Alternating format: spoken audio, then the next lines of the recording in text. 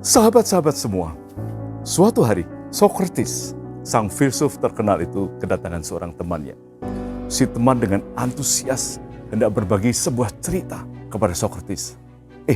Socrates, kamu sudah dengar belum soal istrinya si A?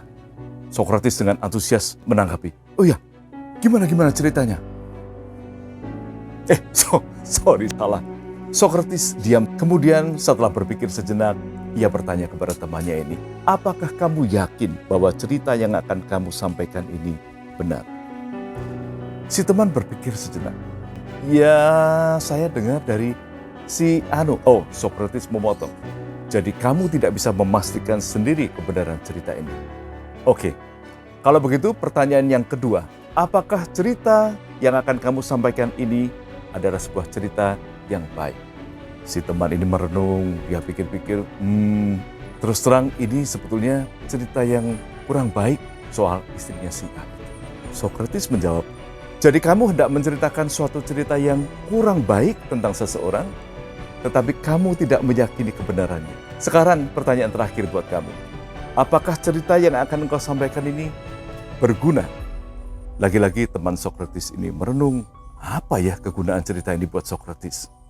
Akhirnya dengan tersipu-sipu dia mengatakan, mungkin cerita ini kurang berguna buat kamu. Atau bahkan tidak berguna. Nah, Socrates menyimpulkan, jadi kamu hendak menceritakan sebuah cerita yang tidak baik, dan kamu tidak bisa memeriksa kebenarannya 100%, dan cerita itu tidak berguna buat saya. Jadi buat apa kamu menceritakannya kepada saya? Sahabat-sahabat yang terkasih, yang namanya gosip memang selalu menarik. Orang bilang, makin digosok, makin sip. Tetapi apakah kita sadar bahwa gosip bisa merugikan, bisa mencelakakan, atau bahkan menghancurkan seseorang? Mari, sebelum menelan suatu berita atau meneruskannya kepada orang lain, kita terapkan ketiga filter tes dari Socrates ini. Apakah berita itu benar?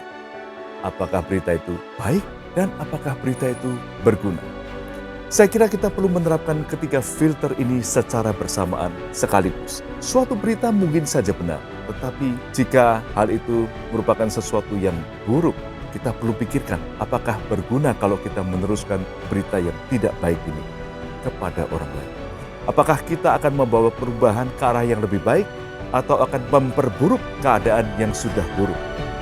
Saya juga sering mendengar cerita-cerita inspirasional yang mungkin maksudnya baik dan mungkin juga berguna.